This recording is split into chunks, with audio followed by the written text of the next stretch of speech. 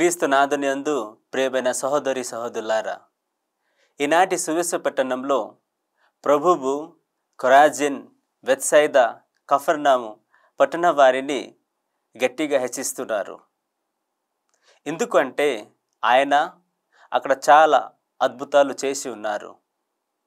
ఆయన వాళ్ళ హృదయాలు మారలేదు. వారికి అవకాశం దగ్గర వచ్చిన దానిని వినియోగించుకోలేదు. మన జీవితంలో ఎంతోసార్లు అవకాశాలు ఇస్తూ ఉన్నాడు, కానీ మనము గమనించకపోతే ఆ అవకాశాలు మారిపోవచ్చు. యేసు చెప్పిన ఎట్టి మాటలు మనకు ఒక హెచ్చరిక. దేవుని కృపను మనము ఎప్పుడూ చిన్న చూపు చూడకూడదు. సెయింట్ బొనవెంచర్ జీవితాన్ని మనము చూసుకుంటే ఆయన తన జీవితాన్ని పూర్తిగా దేవునికి అంకితం చేశారు. మంచి చదువులు, గుణాలు, ప్రతిభ అంత ఉపయోగించి దేవుని ప్రేమను ఇతరులు చూపించారు. ఆయన సాధించిన మా విజయం కాదు కానీ ఒక్క నిజమైన జీవితం మాత్రం.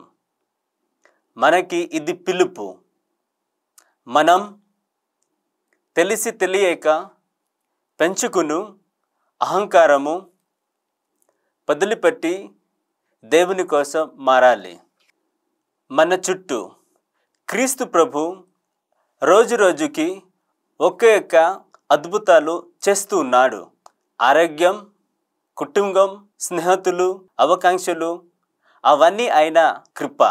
ఆ కృపను మనము గుర్తు పెట్టుకొని ఆ ఆశీర్వాదను సరైన రీతిలో ఉపయోగించాలి. మన జీవితంలో మంచి మార్గం చూసుకోవాలి. వనవంచర్లేగా మన హృదయం కూడా దేవుని ప్రేమతో నిండిపోవాలి. ప్రియ సహోదరి సహోదరులారా, మన మనసులను ప్రశ్నించవలసిన అవసరం ఎంతోన్నది. ప్రభు ఇచ్చిన అవకాశాలు నేను నిజంగా గమనిస్తున్నానా? నేను నా జీవితంలో చేయగలిగిన చిన్న మార్గాలు ఎక్కడ సరి చేసుకోవాలి అని చూడడానికి సిద్ధమగా ఉన్నానా? నా జీవితం ద్వారా ఇంకెవరికి దేవుని ప్రేమను చూపించలేగా జీవిస్తున్నాను. ఆమెన్.